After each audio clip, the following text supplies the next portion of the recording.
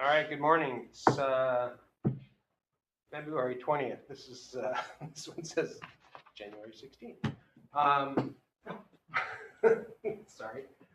This is the regular Board of Commissioners meeting for Fire District 21. I will call the meeting to order and we'll start with the pledge of Pledge allegiance to the flag of the United States of America and to the republic for which it stands, one nation, under God, indivisible, with liberty and justice for all.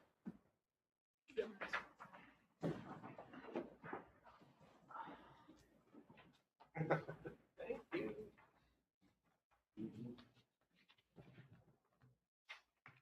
All right, roll call. I am Bruce Ansel. Kimberly McMurray. Matt Reaper. Joel Nielsen. Jason Vanderbeek.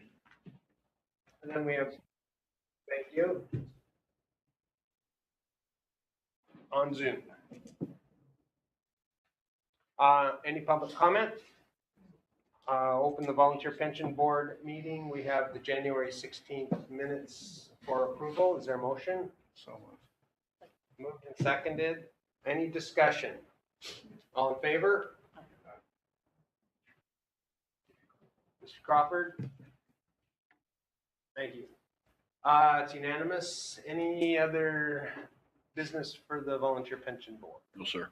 Okay, we'll go ahead and adjourn the Volunteer Pension Board meeting at 10:33 and open the regular Board of Commissioners meeting.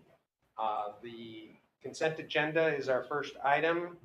It includes the meeting minutes from January 16th, the staff reports, the financial reports, voucher, payroll, and benefits. I'll read the numbers in. January total revenue, $179,520.16. And the February expenditures were $950,804.01.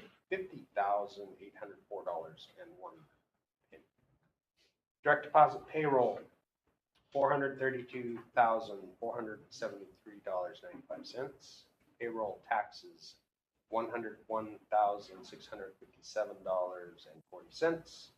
Benefits voucher, $266,547.35. Monthly expenditure voucher, $137,882.36. And capital projects apparatus,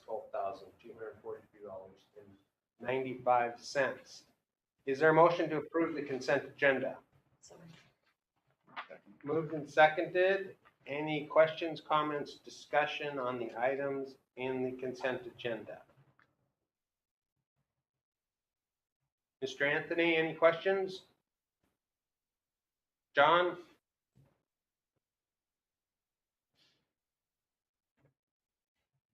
All in favor? Aye. Unanimous. Commissioner meeting reports. Who wants to start? You got anything? I will. Okay. In speaking with the Red Cross, we're going to do another sound the alarm, smoke alarm installation on March 22nd. So Okay. anybody who wants to be a part of that from Saturday. 9 to 2, it is a Saturday, 20 seconds.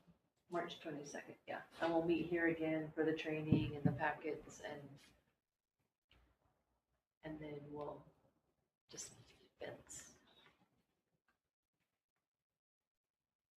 Do we know where we're doing this? We're working on that. Okay. And it's what time here? 9 o'clock.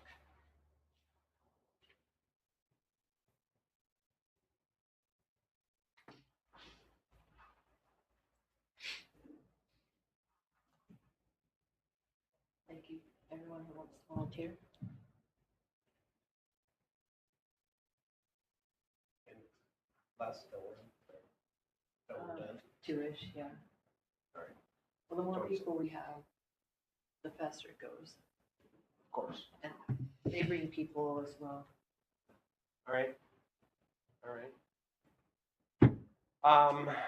Anything from you? So I contacted Miss English over at the Wayne Senior Center or Community Center. Uh-huh. And we had a really good conversation. Some of the asks that they would have, I don't know what resources are there or not already, is more of an educational push about preparation for emergency first responders. She was talking about even like magnets in case of an emergency with some list of information. But what she's finding is that as the age increases in the community, the less information the seniors have about how to properly deal with an emergency, either as a person that's suffering from an emergency or the extended family that needs to help in an emergency.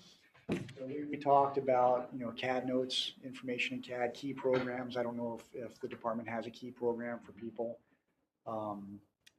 Placards, just informational handouts on what to do. One of the things that she also suggested was that during their lunchtime, they're seeing an increase in just people there for lunch. And that might be a good time for fire to come by and do a meet and greet and just talk about this sort of thing, the what ifs. She said there's a big need for that. At first, she thought it was just part of a community outreach push because the levy lift didn't pass. I said, no, this is just part of the fire service wanting to expand our contacts and, bridging the gap with the community and developing relationships. So she was real positive about it. Okay. And I was looking forward to some type of welfare style meetup at some point soon. I'll be going over there and talking to her more about it and getting more of a finger on that pulse. Sure. But those are some of the ideas that she pushed out. I know last month I had talked about doing a presentation that involved the railroad's input, and honestly, in the last 2 weeks, the nature of federal funding has been so turned upside down that I don't know what information I'll have that's going to be accurate. I do have the information compiled for 2022, 23, and 24 from the city itself here about permits. I told you I was going to look into that. It's interesting because some of the months were just completely tracked differently than other months, down to the very form that was used. So, and the way that they're broken down, the information, it needs to be extracted, and it's not going to be remarkably accurate. What I can say is 2022 had approximately 132 residential permits, 23 at 81, and then 24 saw a jump to 158. The population, if you're going off of census, showed just a slight increase from 20 to 23, from 226 or approximately 227,000 in Whatcom County to 232,000 in Whatcom County, and Blaine shot up just kind of in line with that percentage. Now, what was interesting is the executive summary from the city of Blaine that was put out. Now, this is pre-COVID, but they were showing that the population by 2036 is expected to go up to approximately 9,500. Now, that would be a significant increase that we're ill-equipped to deal with. So again, with how the government's restricting funds and our relationship with our northern partners might change, and the lack of information from the railway as to transportation expectations, it's still hard for me to glean down something that would be solid. All I have are numbers. And I also was able to see from, I don't know if anyone else is going to be talking about this, from the February meeting with the city of Blaine, the Washington State Department agreement for just the grant portion with the city seems to have been approved for the funding release of a grant for the railroad project. So if there is indeed $7.5 million coming in from the grant out of a almost $100 million project, and those funds are released and they're showing a projected estimate time of completion in the end of 2028, that gives reason for marginal optimism at this point in time. Again, this is, I know it's recent, but it's also possibly changed with the restriction of federal funds. So 2028 for the study to be done, not for the project. Estimation for the time of completion for the total project was 28, but they also had a 2030 note in here as well. So you take that for what it's worth.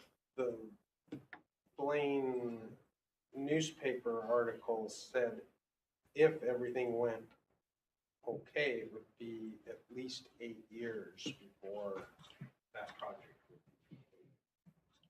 Plan project completion in their notes is 12/31 of 28. Says the budget period for this ends 2030 with a planned project completion of 12/31/28. Unless my glasses are deceiving me, and it actually says And 38. is that's to actually do the whole project, not to just do the design? It shows the whole layout of everything now. Wow. I guess the article in the paper was different.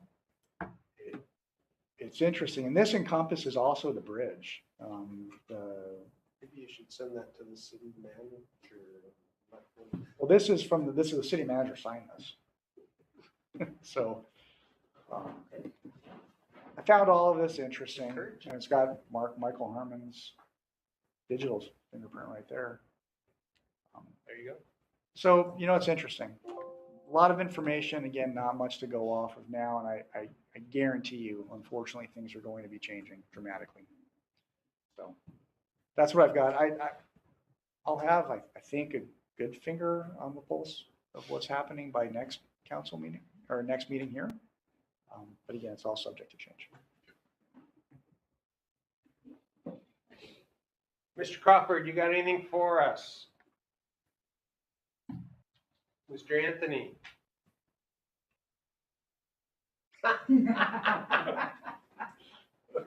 Don't go through Toronto.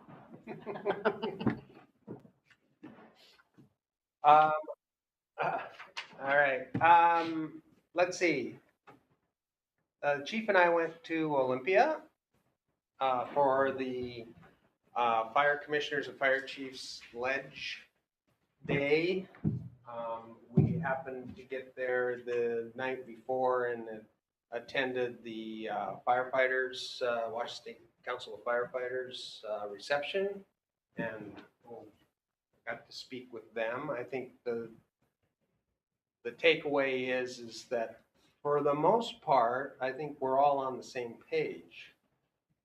There have been times in the past where the firefighters were on one side of the issue and the chiefs were on another side and the commissioners were somewhere else. So we had an opportunity to meet with labor. And that was good to see some folks that I used to be associated with back a while ago. And then met with Senator Schumacher and expressed our concerns about lack of funding, and that's sort of the mantra down there, is that we don't have any money.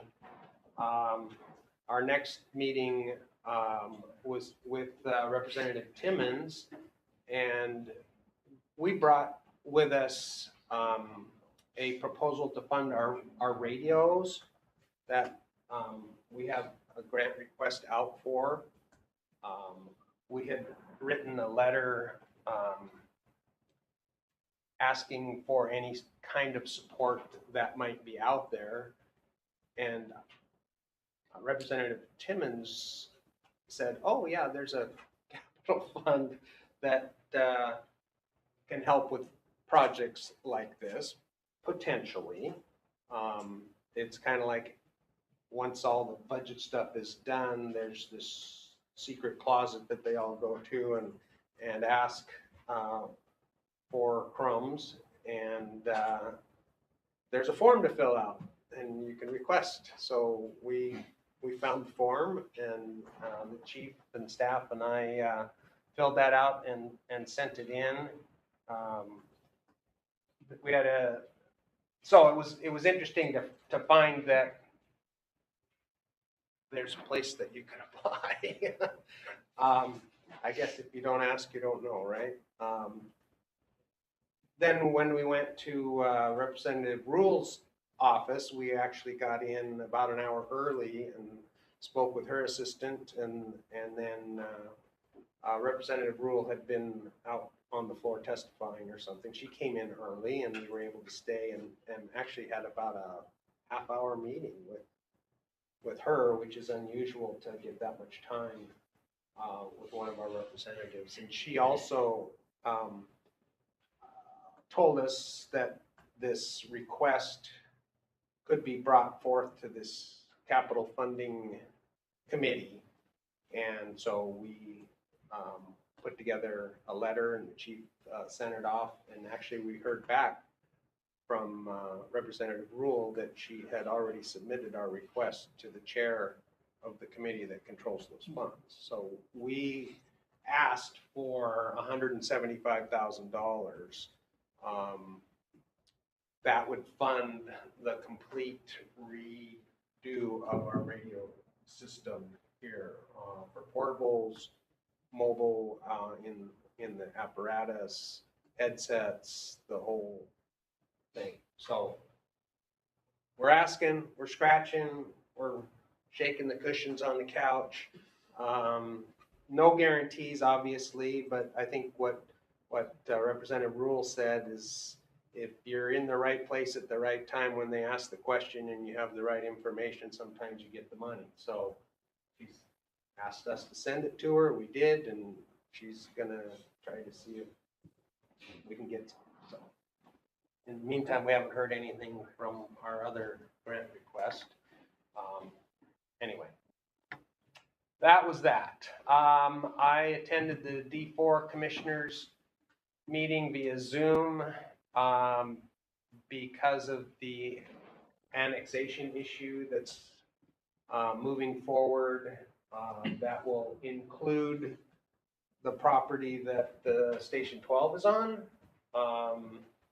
And just to sort of get a feel for where they are with Bellingham versus us. It was a good discussion. I think we all agreed that the relationship that D4 has with D21 is solid, and neither one of us wants to change that currently.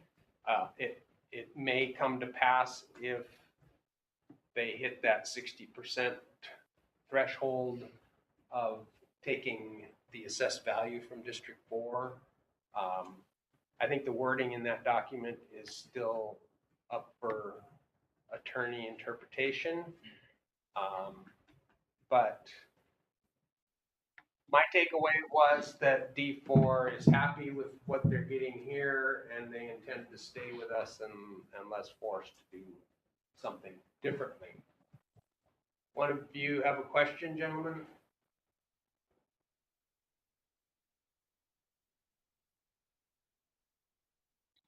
That's part of the question, sir, is that the 1997 agreement discusses or codifies the RCW, which talks about the 60%, but neither document talks about how the 60% is calculated. And therein lies the problem. Where do you is it assessed valuation at the time of the first annexation? When you look at a map of Bellingham's annexations by calendar date, you can see what they've done and why they did it. And I'll be discussing further, I guess, during the District 4 annexation piece and new business, kind of how the meeting went with the attorney, District 4's legal rep. But the 60% question is the question. So. And then the last thing I just have pending is the Birch Bay Community Advisory Committee for Whatcom County, where I will hopefully represent the fire district's concerns on the public safety side as they look towards incorporating the Birch Bay area. So, anyone else have anything?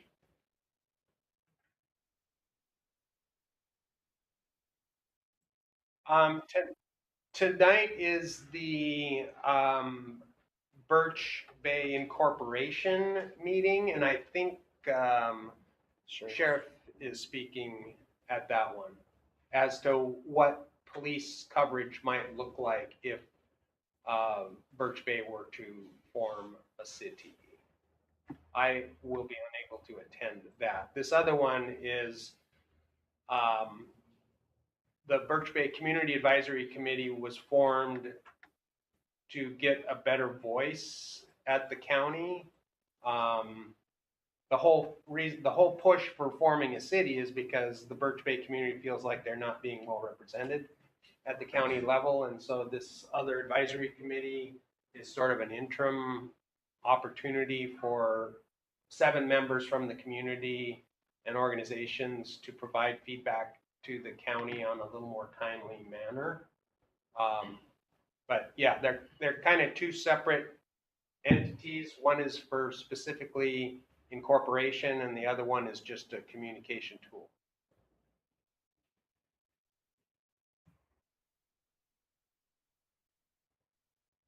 Yeah, they're run by total different groups. That incorporation is a total separate board and organization and process.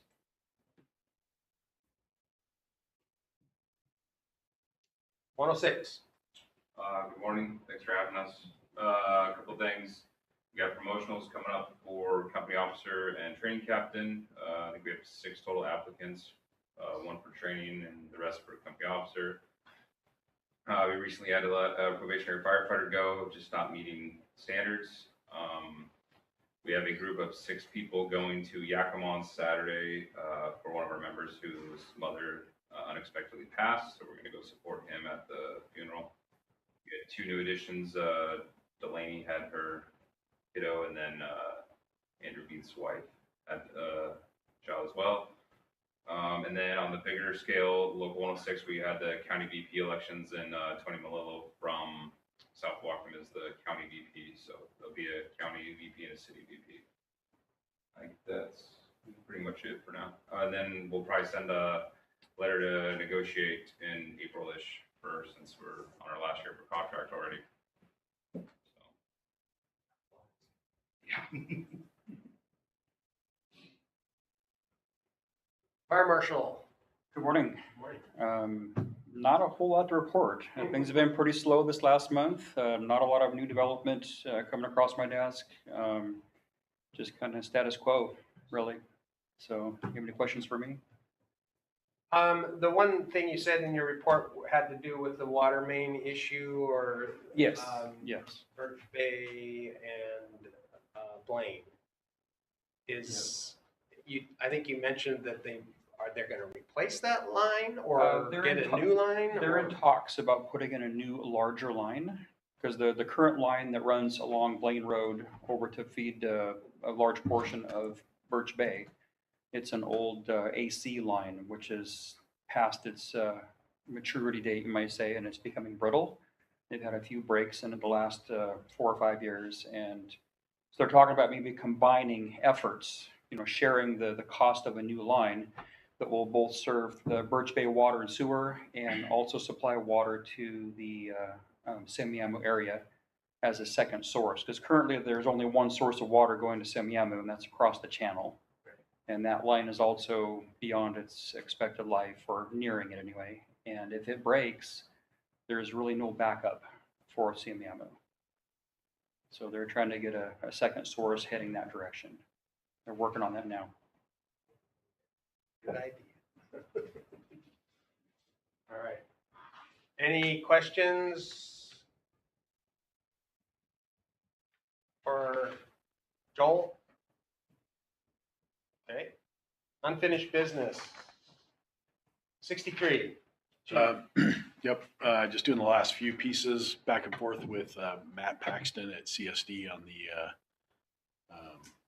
RFP, RFP for Station 63, and then need to meet with probably an industry executive to get their perspective on it and make sure, and then we'll publish it. So what's our timeline on that? I expect it'll be published by the end of the month, end of February. So we had a committee here that drafted a proposal, got sent to legal. They Legal modified it? They did what attorneys do, yes. Okay. And And they're almost done? I'm been the one to delay. So they need something from me. Okay. So But the expectation is that part will be completed. We'll talk with an industry expert. Yep, and and then out. punch it out. Yes, sir. And that is intended to ask Or for someone to do the job. do the whole job. All right. Demo, to put up the tape for us to cut and move new people in. That's how it's being written. Okay. All right. And we are gonna take out a loan to pay for this, or what's our plan? We don't know what it's gonna cost yet, but. We don't know what it's going to cost, but as I interpret them, and I believe you as well, mitigation funds look like they're eligible to be spent on this project, and that's my anticipation is that's where the funds will come from. Police part. Almost 600K. Questions, comments? Thank you. Simiamu 62, we had some communication back from the city. Included in the board packet is a resolution returning or saying no thank you on the right of first refusal. There are probably some further questions that we will need to clarify later with the city, but basically the city has no interest in it. And we're just going to keep it status quo. Try to keep the cost down as much as we can in that thing and not let it fall apart. We need to watch the city's UGA shift. That will start in earnest in the fall, I believe. There's a July deadline. I can't remember what it's for, but there's some thing that we have to wait till July with the city before they can start that move in earnest. Again, it would be the first UGA shift in the state. This has never been done before. So we'll watch it with some interest. But I believe from everything I've heard and read that the gentleman that bought the property up on on H Street Road, he has no intention ever of developing that and would very much like to even work an offset with the wetlands for the city. I mean, he appears to be a very good partner, and so the city may just pull this off.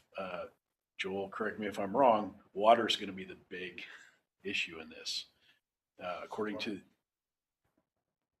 water in the Semiahmoo area. Yeah, the shift. Shift. According to Mr. Harmon from the city of Blaine, they are already working with Birch Bay Water and Sewer on how to bridge that gap. And that would mean putting a line all the way around the southern end of Drayton Harbor. But sounds like they're already having talks about that. And, so we'll watch and see. For right now, we're just going to sit on Semiahmoo and Station 62.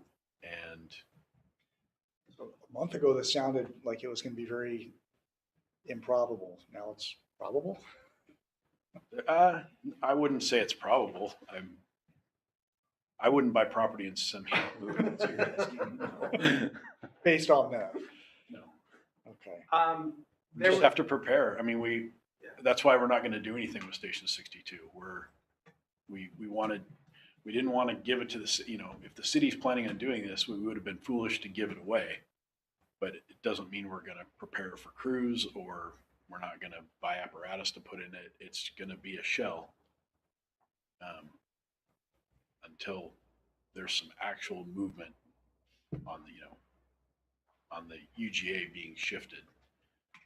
And then even then, watch and wait for development. How many developers come in? How many homes are they going to put in there? Is there going to be mixed use?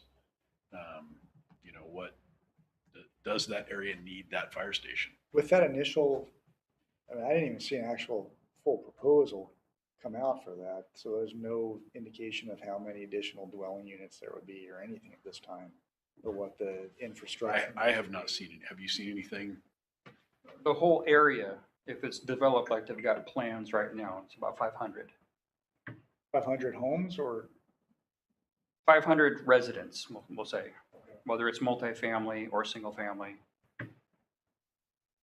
But yeah, up to That's on top of about Verizon 500 and everything units. else that's Why not? Yeah, sure, makes sense. Well, there was something about the change requires a 60% vote. That's what they have to, Who? they have the city, they have to de-annex that part of West or East So Blaine. it would be the residents of Blaine that would have to have a 60% vote. That's my understanding. Well, the residents of Blaine have no interest in Simiamo as far as I'm concerned, but I guess there are, are you city of? Mhm. Yeah. Yeah. Okay. Oh, yeah. So you get to vote. As does Mr. Anthony. Anyway, okay. Are we gonna talk about this now, or is this, This was provided at your request. Okay, You can- I'll talk about it now. So last month when I was going through the vouchers and all that kind of stuff, I recognized that we spend a lot of money on utilities at Station 62. Total current, over $2,000 a month for that building. And my understanding is that part of it is because it's charged at a commercial rate, which is obviously significantly higher than a residential rate. And so I asked, am I the only one who got this, or no? No, and I emailed it to Commissioner Anthony and Commissioner Crawford, so. Do you guys have this Station 62 monthly charge breakdown? It was emailed to you.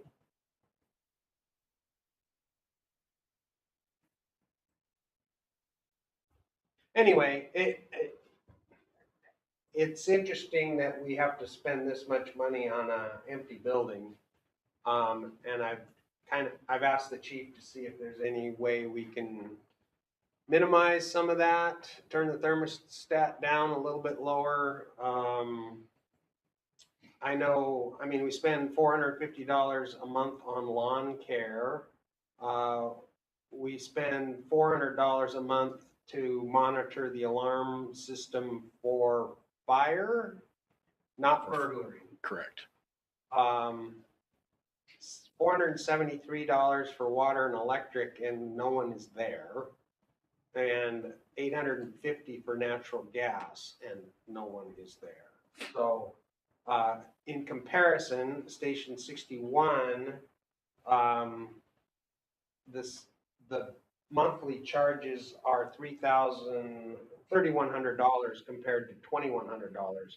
I mean, 61 is fully staffed 24/7, and for $1,000 more, we get a lot of bang for our buck. I don't know, can we renegotiate with the city a non-commercial rate for water and power, or any, I mean, there's gotta be a break here somewhere. So the first break, just to be really transparent, is that internet. We're gonna try to half that. I believe we're paying an error. We're paying for too hot of internet. We need like minimal We need to dial it down. bandwidth. And then water and electric and that kind of thing. I will certainly try. It won't hurt to try. We won't know if we don't try. I would not. You should probably get your hopes up as much as I have about the annexation flip, but we can try. Yeah, no, I just, and I'm bringing this up because Matt would if I didn't. You know, the goal was to try to get rid of some of our expenses, and I mean, if this stands true, it's $25,000 a year that we're spending on a vacant building. Maybe we need to scratch our heads and figure out if there's a better way, so. And when the lawn care contract comes up for renewal, we'll work on that one and possibly cancel the service and go with a different service that doesn't cost as much. So one of the things, when we signed the contract for lawn service, they were doing weeding and doing some spraying of organic stuff to keep the weeds down. And there's a significant number of complaints that come from the neighbors about the spraying of even organic material to keep the weeds down. So we've canceled all of that. So really, we're just getting the lawn cut.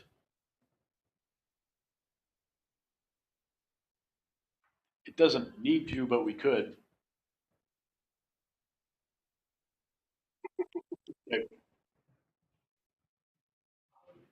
Anyway, I appreciate you looking into it. Again, every penny counts. Right. Right now. Yep. And I try not to be a pain here, but I appreciate anything we can do to lower our expenses. Fleet mechanic job description, we were given that last meeting. People have had a chance to review it. Does anyone have any questions or comments on the fleet mechanic job description?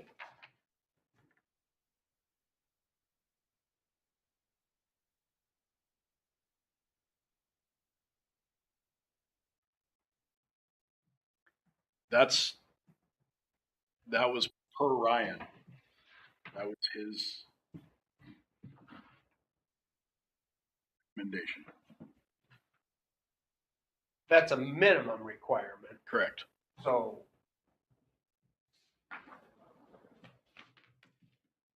Anyway, what's the difference, John?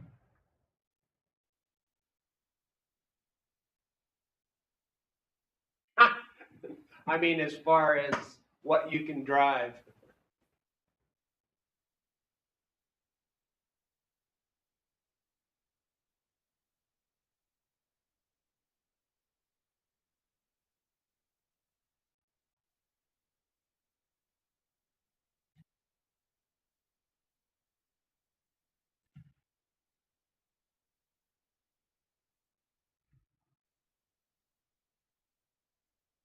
Okay.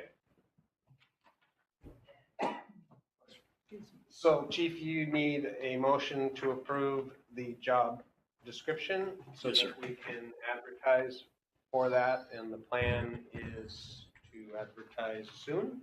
ASAP. Been moved. Is there a second? Second. Any other discussion?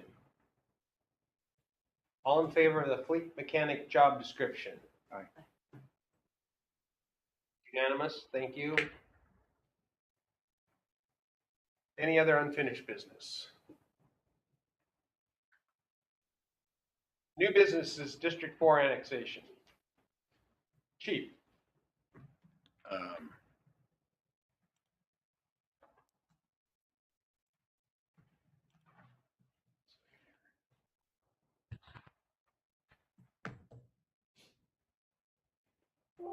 So District 4, we got a letter from the Boundary Review Board stating that the potential annexation of Northern Heights is moving forward to their jurisdiction.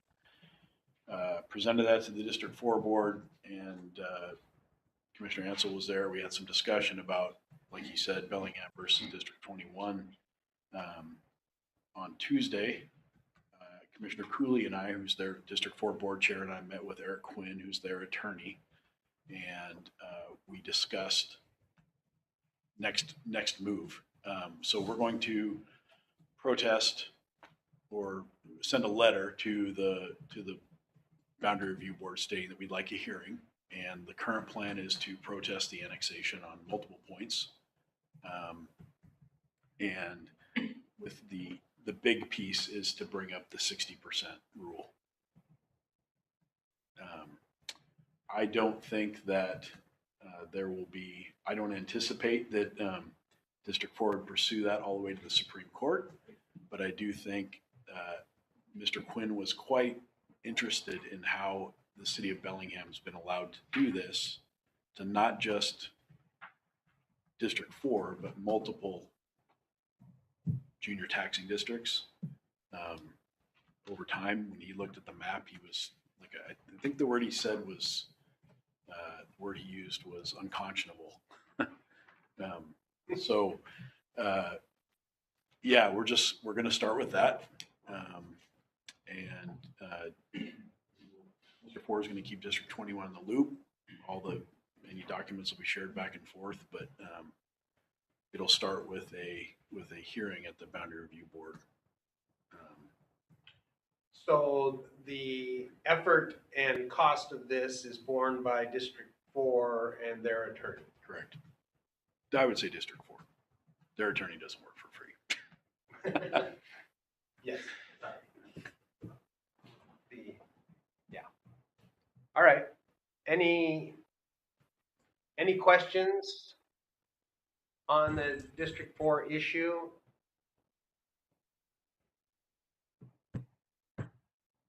As it stands, we continue to provide coverage. Mhm. They continue to pay their contractual amount. It's my understanding that if for some reason they were to go with Bellingham, it would actually cost them more Correct. to do that.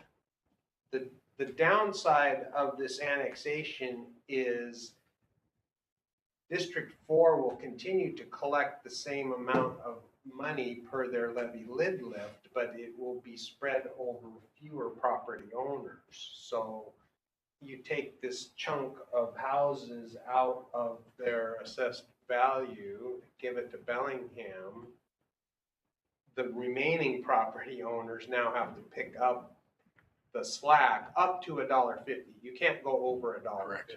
So if for some reason that amount were to exceed $1.50, then District 4 would get less money than was allowed by statute. So I think there was a provision in the proposal that Bellingham would reimburse District 4 $208,000 a year for 3 years. And I've actually asked Commissioner Anthony, you're there? Either now or when you get back, that you would kind of help with the math on that annexation, how much money would District 4 lose? And is the 208, does that make up the whole amount, or would they be, this should be a question D4 should be asking, but I'm asking it on their behalf. Because ultimately it could impact the money they pay to us. So And that's one of the questions that their attorney is asking as well. Show us the long form math. okay. So Commissioner Anthony, when are you due back?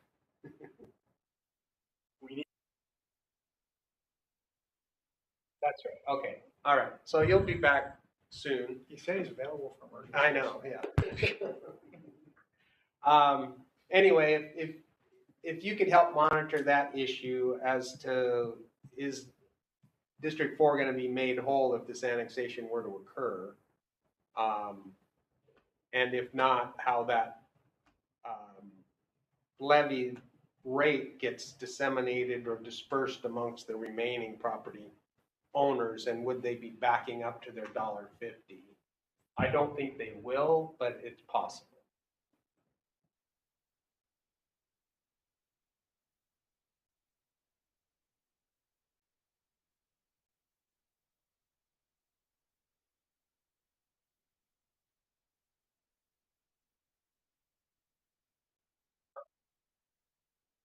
Excellent. We appreciate your help.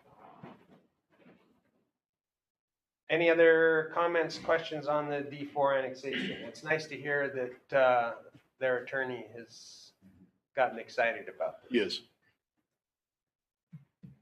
Good. Correspondence? I did have a question, I don't know if it's falling under new business or not. I'm just curious how the federal freeze on funds is affecting us, or if it has yet. So far, we've not seen any effect. We did add that correspondence about the temporary restraining order notice, and yeah, it's still, things are still flux, I guess, for lack of a better word. There's a lot of court cases out there, so I'm going to rely on the IChiefs, International Association of Fire Chiefs, to disseminate information about what's real and what's not. And right now, we've not been affected. We're still getting transport revenue in, that kind of thing. I think GEMT funds will be a bit of a area in the coal mine if that doesn't come through, or if there's a delay on that. But for right now, things are functioning. Payment-wise, things are functioning. As I said to you, my concern is things like the National Fire Academy. That, it's my understanding, that's kind of been shut down at this point. So, or things are just on hold. So that calls into question like classes and things like that, which would be a concern. But for right now, we're receiving revenue on transports and things like that. So, So this notice of court order is just an FYI that are we a part of? we are not. No, the IChiefs is a part of it, and that's the case that they're watching. They're watching all the cases, but that's the most prevalent one that they're watching. All right. Yes. All right. And then the auditor's documents basically saying that they're conducting an audit and that we can have an opportunity to participate and or to be available for their final report, which, when are we thinking that's going to happen? I'm hoping an April meeting. April. Yep. District 4s will be at the March meeting. We've wrapped up District 4s. Okay. But District 21, just by the nature of the size, takes a little bit longer. So it's actually going very well. And I would like to give hats off to Jessica. Getting audited for somebody else's work is a lot of work. So Thank you, Jessica. Okay, and then there's an after audit report that's done not at our meeting. So you can give us an update, and then we can attend that if anyone wants to hear the gory details. correct. And in the past, we've done it as a public meeting, I believe. We've done it at a commissioners meeting. If there's more than two of us that want to go. More than 2 of you that want to go. Yep. It's bad. It can be done online, or it can be done in person. Yeah, I think I attended the one last year, or, yeah, we did one last year. Anyway. So if anyone wants to get involved in that, we'll have an announcement as to when it is. They're actually very kind and are able to dumb it down to my level so I can understand it. So that's the only request I have is like, just explain it in layman's terms and I'll be happy. So, all right, announcement, board meeting, March 20th. Is everyone available for that?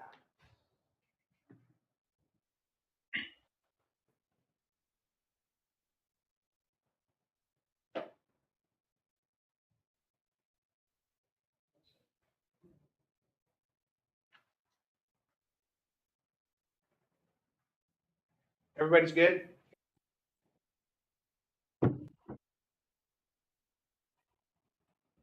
Well, that's like you weren't going to be here today, though, so I'm expecting that you will. I have 2 meetings on that day, What time? at 10 a.m. Oh. and right after that, but I'm gonna see if I can move those, so I'm a tentative no, actually, Okay, even though I had it marked off. Yeah, I've got one set for 10 and 10:30, so if the 10:30, if I can get them moved back, I can attend for sure by Zoom. Sure. So I just need to dig into that. Okay. all right. Next meeting agenda items, obviously 3. Down to 62 for now. Why don't I give Just me an update. just an update on what we've been able to do with the. Okay. Are we going to have a report on the deputy chief application We'll have a, process? Because that closes the end of this month. correct.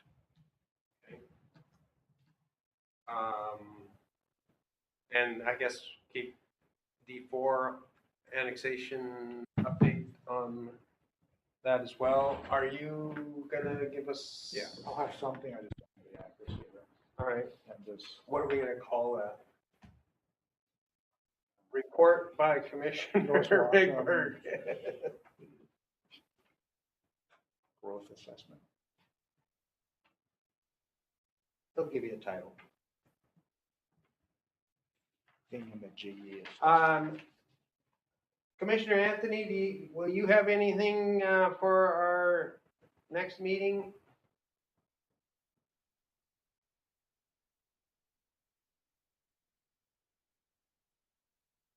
Okay, all right.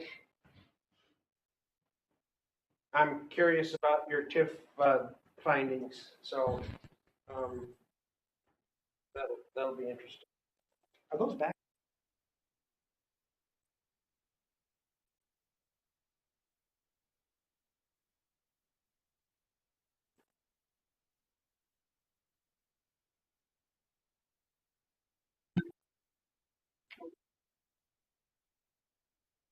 Sounds good. Yeah, it was a, what did Blaine, what did you say? It was Blaine's top, Their top legislative priority, so Blaine has been. TIF. I apologize, I must have missed that. When did that come back up? Oh, it was, Found out by Representative accident. Rule told us Oh, that when Blaine was down in Olympia, that was their top priority. They were pushing Really? hardest for changes, improvements in the tax increment financing scheme. okay, I've got, I'll remind me to give you the flyer. okay. Anyway, all right. Executive session. Chief, you need an executive session for 10 minutes? And who? Okay. So it is 11:24. We are going to break for executive session and be back by 11:34.